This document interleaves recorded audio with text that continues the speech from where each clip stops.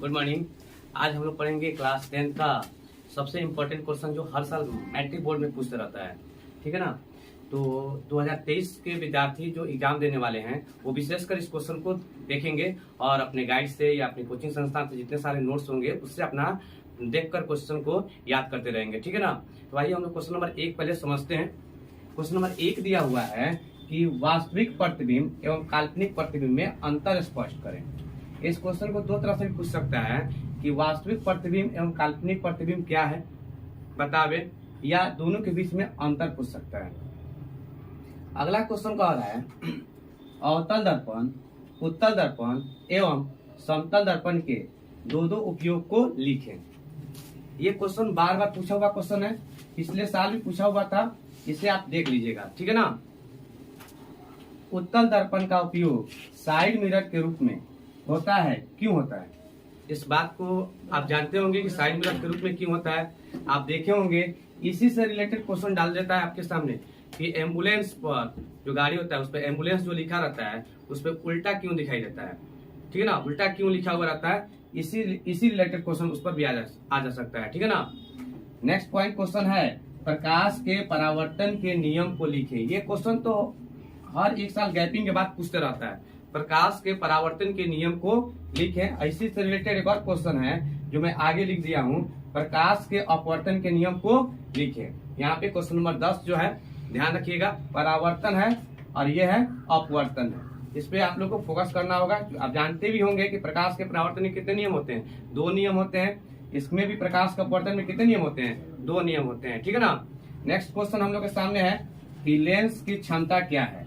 5वां number question है lens की क्षमता क्या है, इसका SI मात्रक लिखें। देखिएगा ये SI का मतलब होता है इंटरनेशनल सिस्टम होता है, और ये बार बार हर क्वेश्चन में चाहे ऑब्जेक्टिव हो या सब्जेक्टिव हो किसी भी क्वेश्चन के साथ अटैचमेंट कर देता है। हो सकता है कि आपको ऑब्जेक्टिव में क्वेश्चन दे दे कि लेंस की SI मात्रक है, लेंस की क्षमता का SI मात्रक है, तो उसमें 4 ऑप्शन दिया रहता है, तो उसको भी आप उससे कंप्लीट कर सकते हैं ऑब्जेक्टिव के माध्यम से। तो कहा जाता है कि जो बच्चा सब्जेक्टिव अगर कंप्लीट किया रहता है तो उसके साथ साथ ऑब्जेक्टिव अपने आप कंप्लीट हो जाता है। अगला पॉइंट है कि विभव और विभवांतर में अंतर स्पष्ट करें। याद रखिएगा ये भी क्वेश्चन बहुत अपने आप में मायने रखता है। विभव और विभवांतर में अंतर स्पष्ट करें। सबसे ज्यादा इंपॉर्टेंट क्वेश्चन 1 नंबर से लेकर 7 के बीच में जो मैं बता रहा हूँ, 7वां नंबर जो क्वेश्चन है ओम का नियम लिखकर सत्यापित कीजिए, या 2 नंबर में डाल सकता है कि ओम का नियम को लिखें। ओम के नियम को लिखें या ओम का नियम लिखकर सत्यापित करें। ठीक है ना। इस क्वेश्चन को आप अपने माइंड में सेट कर लीजिएगा, चाहे किसी तरह रिवीजन करिएगा लेकिन इसको दिमाग में बैठा ही लीजिएगा। ये क्वेश्चन बार बार पूछता है क्वेश्चन है। ठीक है ना। अगला क्वेश्चन है विद्युत मोटर का सचित्र वर्णन करें, या इसको ऐसा भी कह सकता है कि विद्युत मोटर के सिद्धांत को लिखें। ठीक ना। सिद्धांत में भी डाल सकता है। तो अगर आपको सचित्र वर्णन करने में अगर आपको कंप्लीट हो गया तो उसी में सिद्धांत दिया रहता है, तो आपका वो 2 नंबर भी पकड़ा जाएगा और लॉन्ग क्वेश्चन भी क्लियर हो जाएगा इससे। ठीक है ना। अगला पॉइंट दिया है अतिभारण। अतिभारण को हम लोग ओवरलोडिंग इंग्लिश में भी कहते हैं। ठीक ना। अतिभारण से स्पष्ट नहीं हो रहा है तो ओवरलोडिंग से आपको स्पष्ट हो जाएगा। ठीक ना। जैसे हम लोग अपने घरों में क्या करते हैं, फ्रिज, वॉशिंग मशीन, इस सबको क्या करते हैं एक बार चला देते हैं तो वो क्या होता है ओवरलोड हो जाता है। ठीक ना। इसी को हम लोग क्या करते हैं अतिभारण के नाम से जानते हैं। अतिभारण एवं लघु पतन, लघु पतन का दूसरा नाम शॉर्ट सर्किट होता है। ठीक ना। शॉर्ट सर्किट आप जानते होंगे। दोनों के से आप क्या समझते हैं, परिभाषा पूछते रहता है। मैंने 10वां नंबर क्वेश्चन पहले ही बता दिया था कि प्रकाश के अपवर्तन के नियम को लिखे। ये भी क्वेश्चन 11 नंबर क्वेश्चन इंपॉर्टेंट है कि किसी चालक का प्रतिरोध किन किन बातों पर निर्भर करता है। ठीक ना। किसी चालक का प्रतिरोध किन किन बातों पर निर्भर करता है। नेक्स्ट पॉइंट क्वेश्चन है 12 नंबर क्वेश्चन, ये हर एक साल पर या प्रत्येक साल फर्स्ट सिटिंग और सेकेंड टर्म में एग्जाम आपका होते रहता है, तो किसी में निकट दृष्टि दोष दे देता है तो किसी में दीर्घ दृष्टि दोष दे देता है। ठीक ना। बट ये क्वेश्चन आपके पास रहता है ऑब्जेक्टिव पर भी रहता है और साथ में सब्जेक्टिव भी रहता है। ठीक ना। आगे क्वेश्चन दिया हुआ क्वेश्चन नंबर 13 का है कि स्पर्श कर। देखिएगा मैं दोनों दर्पण और लेंस से क्वेश्चन को ज्वाइन कर दिया हूँ। स्पर्श कर अवतल दर्पण, उत्तल दर्पण एवं समतल दर्पण, साथ में दे दिए हैं उत्तल लेंस एवं अवतल लेंस की पहचान कैसे करेंगे। अगर आपकी फेयर कॉपी में अलग अलग होगा तो आप अपने माइंड को सेट कीजिएगा। देखिए याद करना बड़ी बात नहीं है, रट लीजिएगा फिर आप भूल जाइएगा। लेकिन आपको करना क्या है, इसको इमेजिनरी करना है, मतलब सोचना है कि आखिर क्या कारण है कि हम छूकर किसी दर्पण की पहचान या लेंस की पहचान कैसे करेंगे। इसको पढ़कर बार बार उसको रिपीट कीजिएगा, बार बार अपनी कॉपी में लिखिएगा, तो ये अपने माइंड में सेट कर जाता है। ये क्वेश्चन बहुत बार पूछा हुआ क्वेश्चन है, स्पर्श कर। अगला क्वेश्चन आपके सामने है, that's very very important question. तारे क्यों टिमटिमाते हैं? तारे क्यों टिमटिमाते हैं लेकिन ग्रह नहीं? हो सकता है कि इसमें दो क्वेश्चन आपके डाले हुए हैं, केवल यही पूछ सकता है कि तारे क्यों टिमटिमाते हैं लेकिन ग्रह नहीं। अगला क्वेश्चन है, प्रकाश का वर्ण विक्षेपण क्या है?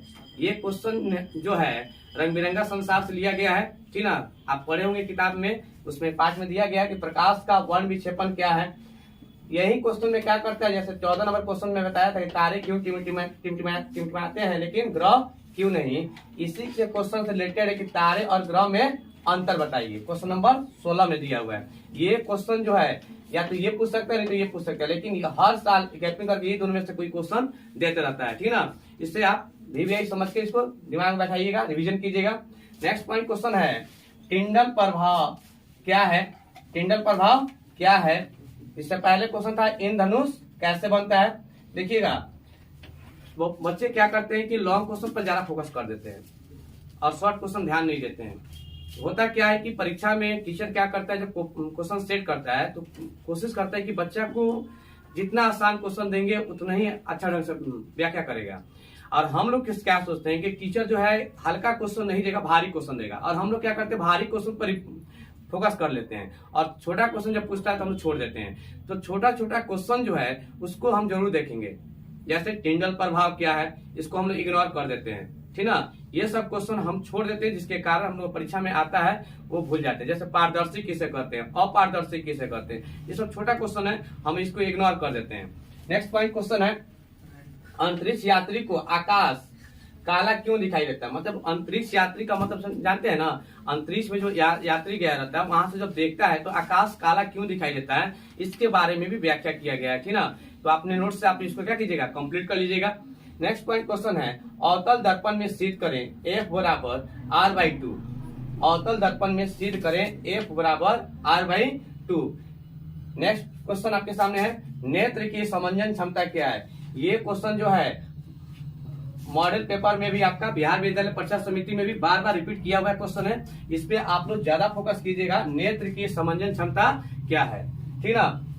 पिछले साल ये 22 नंबर क्वेश्चन जो पूछा हुआ क्वेश्चन है, मैं इस साल फिर इसको रिपीट में डाल रहा हूँ, ताकि अगर कहीं एग्जामिनर क्या करता है कि पिछले साल का क्वेश्चन को फिर से रिपीट कर देता है और बच्चे क्या सोचते हैं कि चलो पिछला साल का क्वेश्चन नहीं आया है, आ गया है, इस साल नहीं आएगा। लेकिन एग्जामिनर क्या करता है, पिछले साल का भी क्वेश्चन और उससे पिछले साल का भी क्वेश्चन दोनों का अटैचमेंट करके डाल देता है। ये भी क्वेश्चन पिछले साल पूछा हुआ है, इस पे आप लोग ध्यान रखिएगा। नेक्स्ट क्वेश्चन है, दृष्टि धारा एवं प्रत्यावर्ती धारा। मतलब आप जानते होंगे इंग्लिश में दृष्टि, इंग्लिश में हिंदी में कहने में दिक्कत हो रहा है, तो आप जानते होंगे इंग्लिश में DC और AC, ठीक ना। ए मीटर की जगह पर कहीं आ मीटर भी लिखा रहता है, ठीक ना, ध्यान रखिएगा। ए मीटर या आ मीटर क्या होता है, एवं वोल्ट मीटर में अंतर बतावें और इसके उपयोग को भी लिखें। ए मीटर एवं वोल्ट मीटर में क्या करें, अंतर बताएं एवं इसके उपयोग को लिखें। नेक्स्ट पॉइंट क्वेश्चन है, विभव एवं विभवांतर में अंतर बतावें। विभव एवं विभवांतर में अंतर बतावें। आपने अभी तक चैनल को सब्सक्राइब नहीं किए हैं तो जल्दी से इसे सब्सक्राइब करें और बेल बटन को जरूर दबाएं। आइए हम लोग क्वेश्चन नंबर 26 देखते हैं, विद्युत धारा प्रतिरोध एवं विशिष्ट प्रतिरोध क्या है तथा इसका SI मात्रक लिखें। क्वेश्चन को अलग अलग करके पूछ सकते हैं आपसे, कहेगा कि विद्युत धारा क्या है, इसका SI मात्रक लिखें, प्रतिरोध क्या है, इसका SI मात्रक लिखें, विशिष्ट प्रतिरोध क्या है, इसका SI मात्रक लिखें। इसमें से क्वेश्चन जरूर आता है परीक्षा में, आप इसे देख लीजिएगा। आइए हम क्वेश्चन नंबर 27 देखते हैं, प्रतिरोधों का संयोजन क्या है तथा ये कितने प्रकार के होते हैं बतावें। प्रतिरोधों का संयोजन क्या है तथा ये कितने प्रकार के होते हैं बतावें। क्वेश्चन नंबर 28 है, एक कूलम आवेश में कितने इलेक्ट्रॉन होते हैं? एक कूलम आवेश में कितने इलेक्ट्रॉन होते हैं, ठीक है ना। नेक्स्ट क्वेश्चन है, बिजली के बल्ब में निष्क्रिय गैस भरी जाती है क्यों? बिजली के बल्ब में निष्क्रिय गैस भरी जाती है क्यों? क्वेश्चन नंबर 30 है, ओम के नियम में ताप को अचर रखा जाता है क्यों? ओम के नियम में ताप को अचर रखा जाता है क्यों? विद्युत धारा के प्रभाव संबंधित एक प्रयोग का वर्णन करें। लिखा हुआ क्वेश्चन नंबर 31 है, विद्युत धारा के प्रभाव संबंधित एक प्रयोग का वर्णन करें। इसको ऑस्टेट के प्रयोग का भी वर्णन करने के लिए कहा जाता है, इसी को ऑस्टेट का प्रयोग करते हैं, ठीक ना, ध्यान रखिएगा इस क्वेश्चन को। या डायरेक्ट खाली बोलते ऑस्टेट का प्रयोग का सचित्र वर्णन करें, या ऐसे लिखा रहे, ठीक ना। नेक्स्ट क्वेश्चन है 32 नंबर, दो चुंबकीय क्षेत्र रेखाएं एक दूसरे को प्रतिच्छेद क्यों नहीं करती है? दो चुंबकीय क्षेत्र रेखाएं एक दूसरे को प्रतिच्छेद क्यों नहीं करती है? 33 नंबर क्वेश्चन है, फ्लेमिंग के वाम हस्त एवं दक्षिण हस्त नियम को लिखें। फ्लेमिंग के वाम हस्त, वाम का मतलब होता है बायां हाथ, और दक्षिण हस्त का मतलब होता है दायां हाथ, ठीक ना, के नियम को लिखना है। विद्युत चुंबकीय प्रेरण क्या है? इसका सचित्र वर्णन करें। विद्युत चुंबकीय प्रेरण क्या है? इसका सचित्र वर्णन करें। फैराडे के प्रयोग का वर्णन करें। फैराडे का प्रयोग का वर्णन करें। अगला क्वेश्चन है, विद्युत जनित्र या डायनेमो का सचित्र वर्णन करें। विद्युत जनित्र या डायनेमो का सचित्र वर्णन करें। अगला पॉइंट क्वेश्चन हमारे सामने है, ध्यान रखिएगा इस पे। 37 नंबर क्वेश्चन है, आदर्श ईंधन की विशेषताएं को लिखें। आदर्श ईंधन की विशेषताएं को लिखें। आपने अभी तक इसे लाइक और शेयर नहीं किए हैं तो जल्दी से लाइक और शेयर करें, ताकि ये वीडियो जो है आपके दोस्तों के पास पहुंच जाए, जिनको साइंस में समस्या थी कि हमें कैसे याद करें, कौन सा क्वेश्चन याद करें, तो उनके सामने ये क्वेश्चन मिल जाएगा, तो सिर्फ नोट से उनको याद कर लेंगे, ठीक है ना। अब हम लोग देखेंगे 38 नंबर क्वेश्चन, हम ऊर्जा के वैकल्पिक स्रोतों की ओर ध्यान क्यों दे रहे हैं? वैकल्पिक का मतलब होता है ऑप्शनल, मतलब हम ऊर्जा के अलावा दूसरे पर विकल्प हम क्यों ध्यान दे रहे हैं, ठीक है ना। नेक्स्ट क्वेश्चन दिया है कि कोयला के किस्मों के नाम एवं उपयोगों को लिखें। That's very very important question है, ठीक है ना। एलपीजी, सीएनजी, प्राकृतिक गैस क्या है, ठीक है। 41 नंबर क्वेश्चन देखेंगे, भूतापीय ऊर्जा क्या है? भूतापीय ऊर्जा क्या है? ये बहुत इंपॉर्टेंट क्वेश्चन है। नाभिकीय अभिक्रिया, नाभिकीय संलयन, नाभिकीय विखंडन, नाभिकीय ऊर्जा एवं श्रृंखला अभिक्रिया क्या है? नेक्स्ट क्वेश्चन है, और नवीकरणीय ऊर्जा स्रोत एवं अनवीकरणीय ऊर्जा स्रोत क्या है? नवीकरणीय ऊर्जा स्रोत एवं अनवीकरणीय ऊर्जा स्रोत क्या है? 44 नंबर क्वेश्चन हमें देख रहे हैं लोग, जीवाश्म ईंधन की क्या हानियां है? बहुत इंपॉर्टेंट क्वेश्चन है, जीवाश्म ईंधन की क्या हानियां है? 45 नंबर क्वेश्चन है, महासागरों से प्राप्त हो सकने वाली ऊर्जाओं की क्या सीमाएं हैं? महासागरों से प्राप्त हो सकने वाली ऊर्जाओं की क्या सीमाएं हैं? क्वेश्चन नंबर 46 देखेंगे, चुंबकीय क्षेत्र के दो गुण को लिखें। चुंबकीय क्षेत्र के दो गुणों को लिखें। 47 नंबर क्वेश्चन है कि बायोगैस क्या है? 47 नंबर क्वेश्चन है कि बायोगैस क्या है? 48 नंबर क्वेश्चन देखते हैं, सौर सेल क्या है, इसके उपयोग को लिखें। सौर सेल क्या है, इसके उपयोग को लिखें। 49 नंबर क्वेश्चन दिया है कि विद्युत शक्ति क्या है? विद्युत शक्ति क्या है, इसका एसआई मात्रक लिखें। और अंतिम क्वेश्चन है, विद्युत आवेश क्या है तथा यह कितने प्रकार के होते हैं, बतावे। अंतिम नंबर क्वेश्चन देखिएगा ध्यान से, विद्युत आवेश क्या है तथा यह कितने प्रकार के होते हैं, बतावे। ये सभी क्वेश्चन जो है अपने आप में बहुत इंपॉर्टेंट रखते हैं। हमें करना क्या होगा कि सारे क्वेश्चन को बार बार देखना होगा, और आपके पास नोट्स होगा कोई भी, उसी नोट्स के माध्यम से इसे देखकर याद करते रहेंगे, मतलब प्रैक्टिस करते रहेंगे, ताकि आपका एग्जाम बहुत अच्छा ढंग से बीते।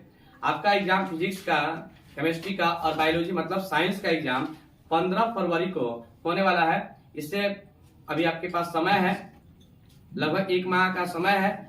आप लोग इसको तैयारी करते रहे। तब तक के लिए धन्यवाद।